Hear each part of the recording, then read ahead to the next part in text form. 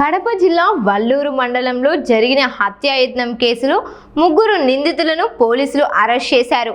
కాణిపాకం విజయ్ కుమార్, హేమనాథ్ బాలసుబ్రహ్మణ్యంను అదుపులోకి తీసుకున్నట్లు డీఎస్పీ బాలస్వామిరెడ్డి తెలిపారు. ప్రణవ్ను కారులో బలవంతంగా ఎక్కించుకున్న నిందితులు కడప విమానాశ్రయం సమీపంలోని కంప చెట్ల వద్దకు తీసుకెళ్లి గొంతు కోసేందుకు ప్రయత్నించినట్లు చెప్పారు. ప్రణవ్ అరుపులు విని స్థానికులు అక్కడికి రావడంతో నిందితులు పరారైనట్లు తెలిపారు. బాలికను పూజ పేరుతో నగ్నంగా కూర్చోబెట్టి క్షుద్ర పూజలు చేసినట్లు కూడా ఆరోపణలు ఉన్నాయని డీఎస్పీ పేర్కొన్నారు.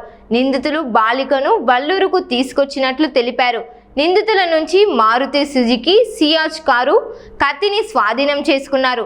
తొలుత 0 ఎఫ్ఐఆర్ నమోదు చేసి కేసును సంబంధిత పోలీస్ స్టేషన్కు బదిలీ చేసినట్లు డీఎస్పీ తెలిపారు. కేసును ఛేదించిన వల్లూరు ఎస్ఐ ఆర్ శివనాగిరెడ్డి సిబ్బందిని ఎస్పీ నచికేత్ విశ్వనాథ్ అభినందించారు.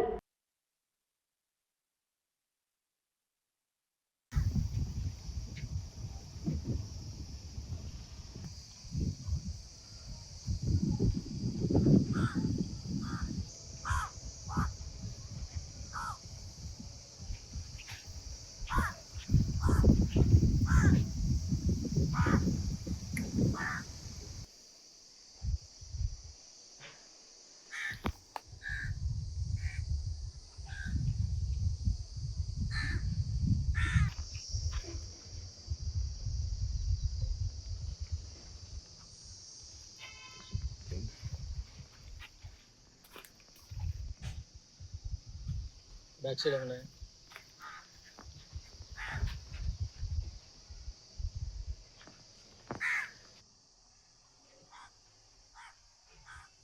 బయటికి తీసేది వద్దా?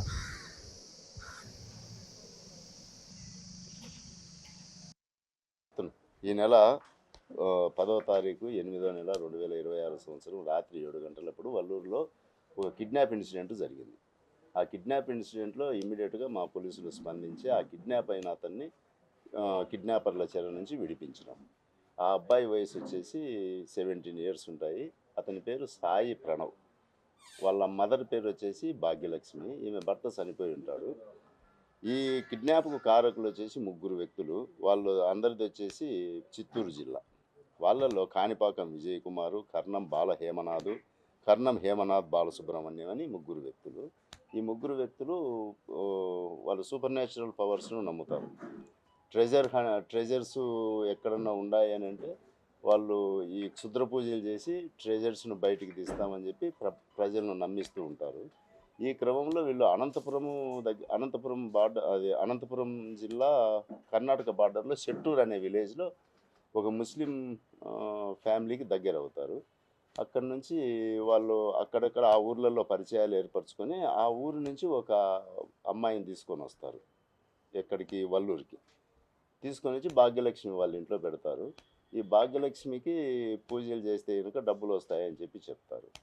ఆ తర్వాత ఈ భాగ్యలక్ష్మి కొడుకు ఇంజనీరింగ్ సెకండ్ ఇయర్ చదువుతుంటాడు, సాయి ప్రణవ్ అతని పేరు. అతను ఇలాంటివన్నీ నమ్మడు. ఇవన్నీ కూడా అన్ని అబద్ధాలు, మూఢనమ్మకాలు అని చెప్పి వీళ్ళపైన తిరగబడతాడు. మా ఇంట్లో నుంచి వెళ్ళిపోండి అని చెప్పి. అప్పుడు ఇతనుంటే కనుక మనకి పూజలు చేయనీయడనే ఉద్దేశంతో ఆ అబ్బాయిని తీసుకొని వెళ్తారు. చంపాలనే ఉద్దేశంతో బలవంతంగా కారులో తీసుకొని వెళ్ళిపోతారు, సియాజ్ కారులో. అది సమాచారం వెంటనే మా పోలీసులకు రావడము, ఎస్ఐ గారు, వల్లూరు ఎస్ఐ గారు ఇమ్మీడియట్గా స్పాట్కు చేరుకొని ఆ అబ్బాయిని కాపాడి ఆ ముద్దాయిలను అరెస్ట్ చేయడానికి వాళ్ళను వెంబడిస్తారు. వాళ్ళని వెంబడించిన తర్వాత వాళ్ళు దాదాపు వాళ్ళ అడ్రస్లని కనుక్కొని టెక్నాలజీ వాడి వాళ్ళ సెల్ ఫోన్ నంబర్లను ట్రాక్ చేస్తూ వెళ్తాడు. వెళ్ళి వాళ్ళను ట్రేస్ చేయగలుగుతాడు. ట్రేస్ చేసిన తర్వాత ఇంకా పోలీస్ స్టేషన్కి వచ్చి కేసు రిజిస్టర్ అవుతుంది. ఈరోజు అరెస్ట్ చూపించి ఈరోజు రిమాండ్ కూడా పెడుతున్నాము. వాళ్ళపైన ప్రాపర్గా 307 ఐపీసీ కింద మర్డర్ అటెంప్ట్ కింద కేసు రిజిస్టర్. ఇంజనీర్ మదర్ వచ్చేసి ఆమె మూఢనమ్మకాలను నమ్ముతూ ఉంటుంది. ఈ అబ్బాయి ఆమెను ఎడ్యుకేట్ చేస్తాడు. తర్వాత నమ్మకుండా ఇవన్నీ ట్రాస్ అని చెప్పి వీళ్ళని బయటికి పొమ్మంటుంది. అప్పుడు ఈ ఇష్యూ జరుగుతుంది. ఒకవేళ ఆమె కూడా నమ్మి వీళ్ళని బయటికి పోకుండా ఇంట్లోనే పెట్టుకొని ఉంటే ఈ ఇష్యూ జరగదు కదా.